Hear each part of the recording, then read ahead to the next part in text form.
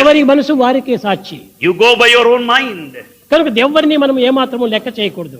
Don't be carried away by anybody. మన విశ్వాసాన్ని, మన నమ్మకాన్ని, మన ఆత్మతత్వాన్ని మనం వదలకూడదు. You hold on to your own faith, cling on to the principle of the spirit in ఇది Atma. దినదినాభివృద్ధి పొందడం చూసేటువంటి వారు చాలా మంది దీనికి కొంత అసూయ పడుతూ ఉంటారు.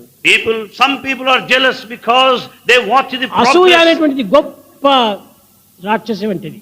And jealousy is the worst of the demons possible. ఫలవృక్షంతో ఫలములు కాసి చక్కగా కళకళలాడుతున్నటువంటి వృక్షాన్ని లోపల ఎవ్వరికి తెలియకుండా ఒక వేరు పురుగు వేరులో చేరిపోతుంది. A fruit bearing tree, the fruits are so delicious, so sweet, but you find the pests entering into the roots. అది ఎవరికి కనిపించదు. Nobody would see that. కానీ అది తల్లి వేరుని కొట్టివేసినప్పటికీ రెండవ దినమే చెట్టు కూలిపోతుంది. And the moment the roots are rotten, the tree falls.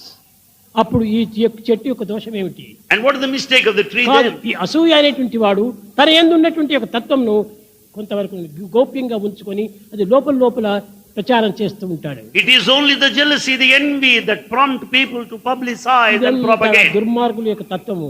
It is wickedness. కానీ నా ఉద్దేశంలో, నా దృష్టిలో దుర్మార్గులే లేరు. From Bhagavan's point of view, there are no bad people at all. వారి చేష్టలు ఈనాడు మారుతాయి, రేపు మారుతాయి. And you may do something, you are bound to change tomorrow. సత్యం ఒక్కటే. But Bhagavan's path is అందరూ one. నా వారే.